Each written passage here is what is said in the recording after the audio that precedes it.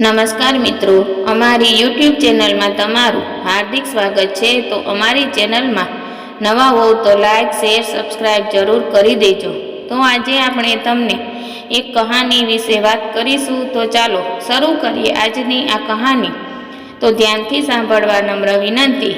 એક ગામમાં એક ગરીબ ખેડૂત હતો। તેના જીવનમાં સુખ શાંતિ નહોતી।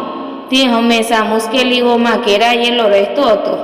ક્યારેક પાક ખરાબ થઈ જતો તો ક્યારેક ઉધાર ચૂકવવાની ચિંતા તેને પરેશાન કરતી। આ બધાને વચ્ચે તેની સૌથી મોટી સમસ્યા એ હતી કે તે પોતાના નક્કી કરેલા લક્ષ્ય સુધી પહોંચી શકતો ન હતો। તે કોઈ કામ શરૂ તો કરી દેતો, પરંતુ જેવો તેને કોઈ નવું કામ દેખાતું તો તે તેમાં જ ગૂંચવાઈ જતો અને તેના બધા કામ અધૂરા રહી જતા। એક દિવસ તે ખેડૂત પોતાના વિસ્તારના એક સંત પાસે પહોંચ્યો। તેણે સંતને કહ્યું કે ગુરુદેવ, મારા જીવનમાં ઘણી મૂંઝવણો છે। હું ઘણું બધું કરવા માગું છું, પરંતુ રસ્તામાં જ ભટકી જાઉં છું। લક્ષ્ય સુધી પહોંચતા પહોંચતા મન ડગમગી જાય છે। મને કોઈ એવી રીત જણાવો જેનાથી હું મારા લક્ષ્યો પ્રાપ્ત કરી શકું। સંતે કહ્યું કે હું કાલે તારા ઘરે આવીને તારી સમસ્યાનો ઉકેલ જણાવીશ। બીજા દિવસે સંત ખેડૂતના ઘરે પહોંચ્યા, પરંતુ તે સમયે ખેડૂત ઘરે ન હતો। તેની પત્નીએ સંતનું આદરપૂર્વક સ્વાગત કર્યું।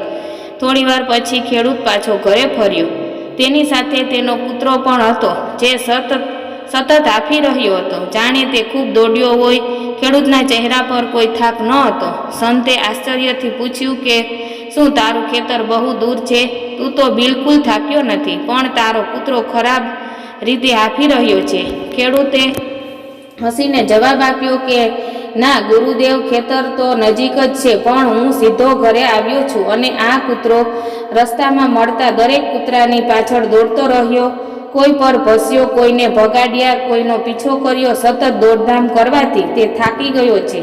સંતે કહ્યું કે આજ તારા જીવનની પણ સમસ્યા છે। તું લક્ષ્ય તરફ તો આગળ વધે છે, પરંતુ વચ્ચે વચ્ચે મળતા લોભ, મુશ્કેલી અને બિનજરૂરી કામો પાછળ દોડવા માંડે છે। જેટલો સમય તું આ વાતોમાં બરબાદ કરે છે, તેટલો જ તું તારા લક્ષ્યથી દૂર થતો જાય છે।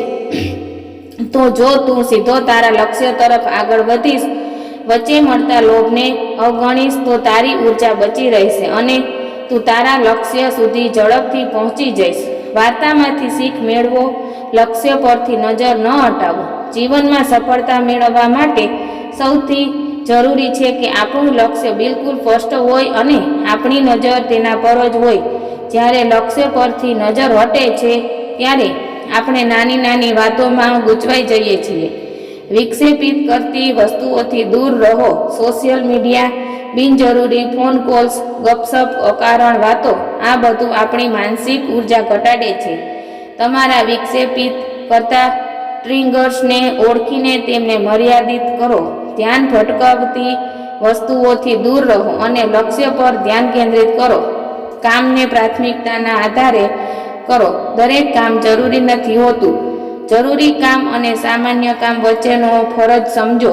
સવારનો સમય હંમેશા મુશ્કેલ અને મહત્વપૂર્ણ કાર્યોને આપો, કારણ કે ત્યારે તમારી ઉર્જા સૌથી વધુ હોય છે। જે કામને થોડા સમય માટે ટાળી શકાય છે, તેને પછીથી કરો અને તમારા મૂળ કામને વધુ સમય આપો। નાના નાના લક્ષ્યો બનાવો। એક મોટું લક્ષ્ય ડર પેદા કરી શકે છે, પરંતુ તેને નાના ભાગોમાં વહેંચી દેશો તો સફર સરળ બની જાય છે। દરેક નાના લક્ષ્ય પૂરા થવા પર તમને આત્મવિશ્વાસ પણ મળે છે। પ્રલોભનોથી બચો। સફળ લોકો આકર્ષક લાગતા પરંતુ નુકસાનકારક કાર્યોમાં ફસાતા નથી। દરેક વખતે તમારી જાતને પૂછો કે શું આ કામ મન મારા લક્ષ્યની નજીક લઈ જઈ રહ્યું છે? જો જવાબ ના હોય તો તરત જ તે કામ છોડી દો। કોઈ પ્રલોભમાં ફસાશો નહીં। તમારી પ્રગતિની સમીક્ષા કરો। સમય પર તમારા કાર્યોનું મૂલ્યાંકન કરો। જે આદતો તમારો સમય બગાડી રહી છે, તેનાથી દૂર રહો। જે કાર્યોથી ખરેખર પરિણામો મળી રહ્યા છે, તેના પર ધ્યાન કેન્દ્રિત કરો। કામની સમીક્ષા કરતી વખતે ધ્યાન અને અનુશાસન જાળવી રાખો। તમારી ઉર્જાનું રક્ષણ કરો। લોકોના વ્યર્થ અભિપ્રાયો, નકારાત્મક વાતો, બિનજરૂરી તણાવ, આ બધાની સીધી અસર આપણી ઉર્જા પર પડે છે. તમારી આસપાસ એવા લોકોને રાખો જે પ્રેરણા આપે, ન કે આપણી ઉર્જા ખતમ કરે. સારી સંગતમાં રહેશો તો લક્ષ્ય તરફ આગળ વધતા રહેવાની પ્રેરણા મળતી રહેશે.